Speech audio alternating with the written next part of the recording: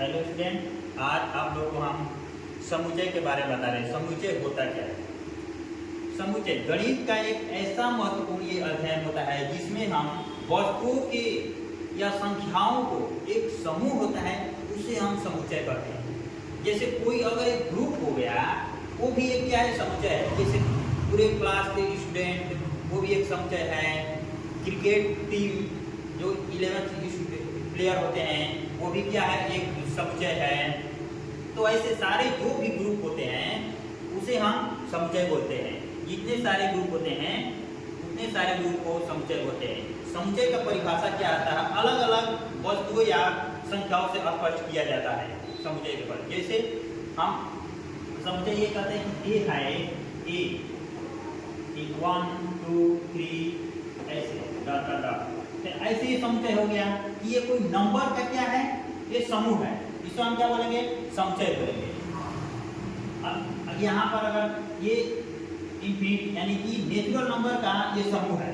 अगर हम यहाँ पर कह देते हैं कोई एक सेट 1 2 3 4 यानी कि ये 1 2 3 4 नंबर्स का ये सेट है, ये ग्रुप है, इसे हम बोलेंगे सेट। ये सेट का डेफिनेशन। अब इसमें हम चलते हैं समुच्चय के कुछ प्रकार होते हैं।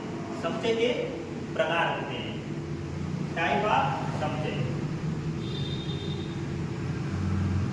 टाइप ऑफ समुच्चय के प्रकार।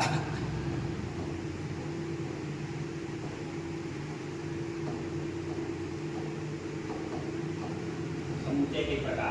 समुच्चय के प्रकार होता है क्या? फर्स्ट होता है रिक्त समुच्चय।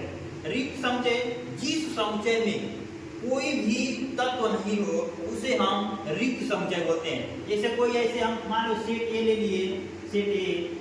अब सेट ए में कोई अगर इसमें एलिमेंट नहीं दिखाई दे रहा है तो इसे हम बोलेंगे रिक्त समुच्चय। क्या बोलेंगे? रिक्त समुच्चय। रिक्त समुच्चय जिसमें एक भी एलिमेंट ना हो उसे हम रिक्त समुच्चय बोलते हैं। अब सेकेंड चलते हैं, ये फर्स्ट और सेकेंड। सेकेंड करते हैं हम फाइनाइट सेट। फाइनाइट सेट जिसमें हमें क्लियर हो कि कितने उसमें एलिमेंट्स हैं उसे हम बोलते हैं फाइनाइट यानी कि सममित। क्या बोलते हैं? सममित समुच्चय बोलते हैं। जैसे कि हम यहाँ पर सेट ए ले लिए, set A equal to A E I O U. ये क्या हो गया? ABCD के स्वर के अक्षरों का ये समूह है। ABCD के स्वर के अक्षरों का ये समूह है, तो ये एक सेट हो गया। तो इसमें क्या जो एलिमेंट्स है वो डिफरेंट है कि बस 1 2 3 4 5 की एलिमेंट्स हैं, इसलिए ये हमें क्या हो गया? सममित समुच्चय हो गया। उसके बाद थर्ड वाले में हम चलते हैं असममित समुच्चय। थर्ड पे चलते हैं असममित समुच्चय।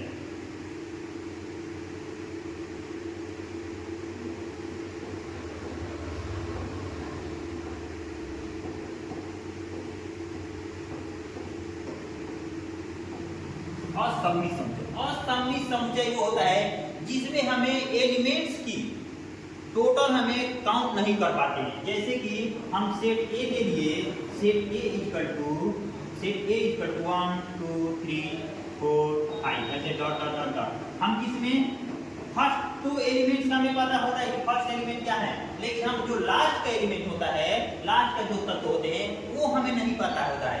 इसे हम बोलते हैं असममित समुच्चय। इसे क्या बोलते हैं? असममित समुच्चय। अब समान समुच्चय क्या होता है? समान समुच्चय ये थर्ड रहा। इसके बाद फोर्थ पर चलते हैं समान समुच्चय।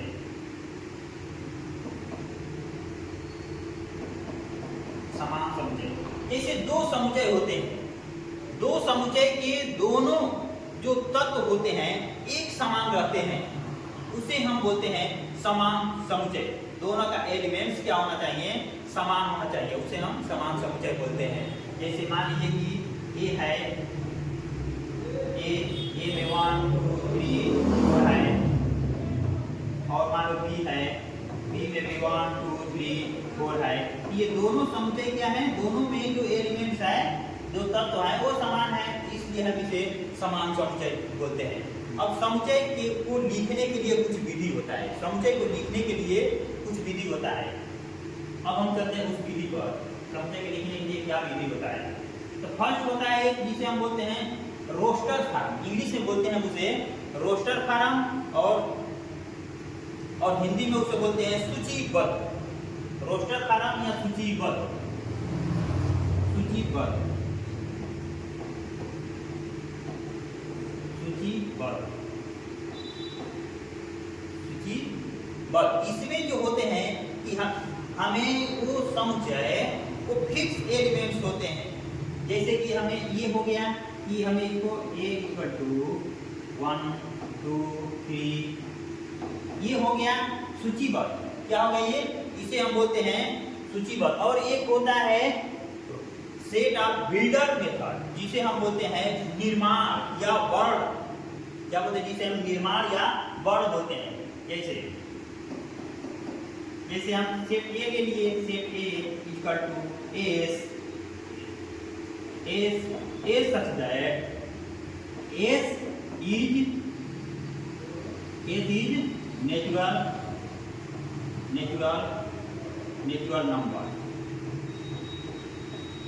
number, यानी कि जो S है ये सारे जो है नेचुरल नंबर है, यानी कि प्राकृतिक संख्या। क्या है ये,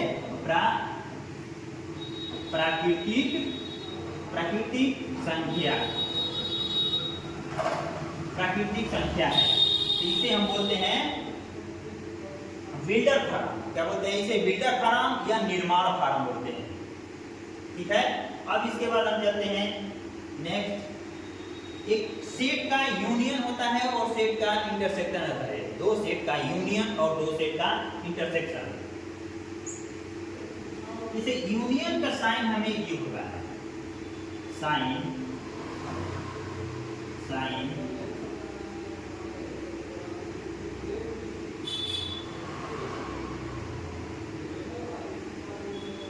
यूनियन का साइन मुझे ये होता है। और एक साइन होता है इंटरसेक्शन का, इसे हम बोलते हैं इंटरसेक्शन।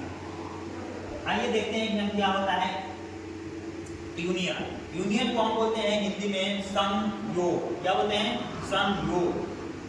इसको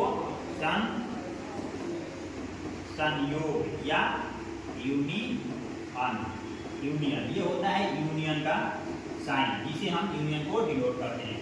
जैसे हमें दो सेट हो गया, सेट ए हो गया, सेट ए इक्वल टू 1 2 3 4, और दूसरे सेट हो गया हमें सेट बी इक्वल टू 3 4 5 6 7 8।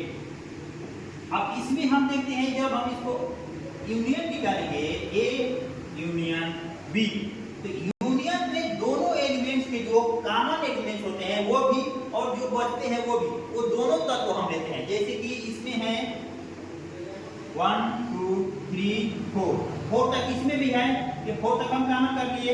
उसके बाद इसमें कितने बच रहे हैं 5 6 7, इसमें 5, इसमें 1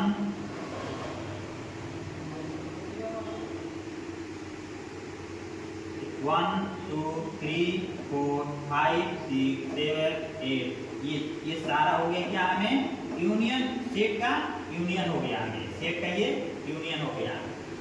तो यानी कि जो भी एलिमेंट होते हैं वो एलिमेंट हम ले लेते हैं। अब हम चलते हैं इंटरसेक्शन।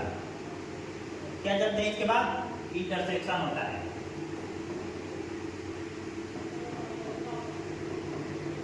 इंटरसेक्शन, अगर A intersection B equal to, अब इंटरसेक्शन में हम ये चीज करते हैं कि जो कि कॉमन दोनों में हम देखते हैं कि जो हमें कॉमन रहता है उसे हम लेते हैं, उसे हम बोलते हैं इंटरसेक्शन। इसमें दोनों में कौन से ऐसे तत्व है जो कॉमन है, 3, इसमें भी है 4 है, इसमें भी 3 और 4 है, तो हम इसमें 3 और 4 हम सीख लेंगे। तो ये हो गया इंटरसेक्शन, दो सेट का इंटरसेक्शन ये हो गया, और ये दो सेट का यूनियन हो गया।